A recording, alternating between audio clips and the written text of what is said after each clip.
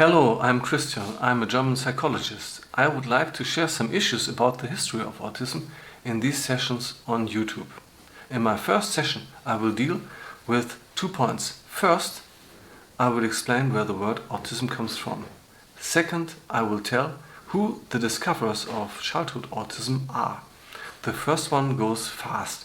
The word autism was introduced by Eugen Bleuler, a Swiss psychiatrist, in 1911. Eugen Bleuler was chief physician and head of Burg Hölzli, a very well-known mental hospital in Zurich.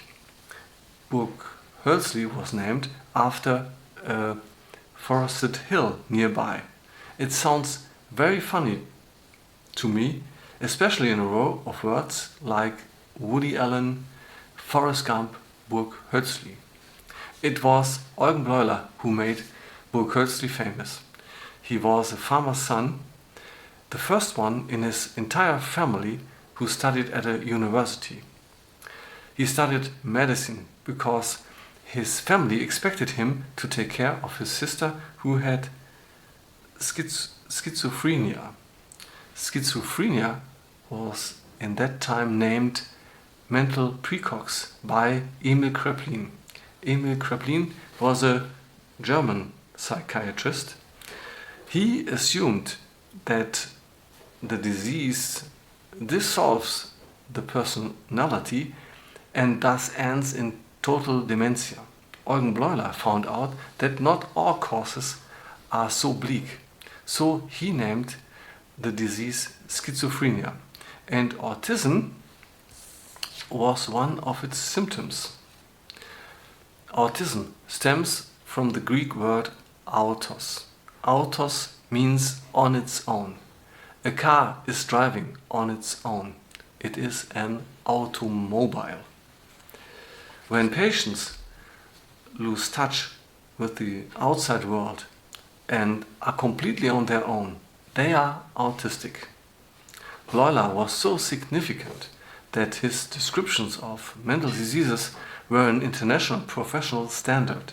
As early as 1926, a Russian physician named Grunya Yefimovna Sukhareva, as recently announced, published her observations of 6 boys who today could be considered autistic. She did not use the word autism as a diagnosis, but she described and named autistic behavior and peculiarities that meets the current criteria of DSM-5. DSM-5 is the diagnostic manual of the American Psychiatric Association. Nevertheless, Leo Kanner and Hans Asperger are regarded as the first descriptors of childhood autism because of their decisive influence on the history of medicine. For decades it was considered an amazing synchronicity that Leo Kanner and Hans Asperger in different places in the world, Leo Kanner in the USA, in Baltimore, at the Johns Hopkins University, and Hans Asperger in Europe, in Vienna, at the university's Children's Hospital, each investigated a group of boys with contact difficulties and both described them as autistic. How amazing is that? However, Silberman uncovered 5 years ago, in 2015, the secret connection between them. I will tell you about that in my 4th session. But first, I will introduce Leo Kanner in more detail. I will begin with his life and career in my 2nd session because he was the first one who published his famous work on autism in a journal in 1943.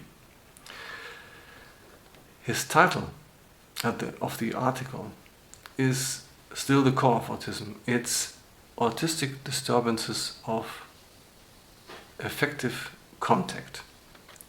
Hans Asperger submitted his postdoctoral thesis in the same year to the medical faculty of the University of Vienna in 1943, but it was first reviewed by the heads of department, which, by the way, still followed Nazi doctrines, and he published his work in a German journal 1 year later in 1944.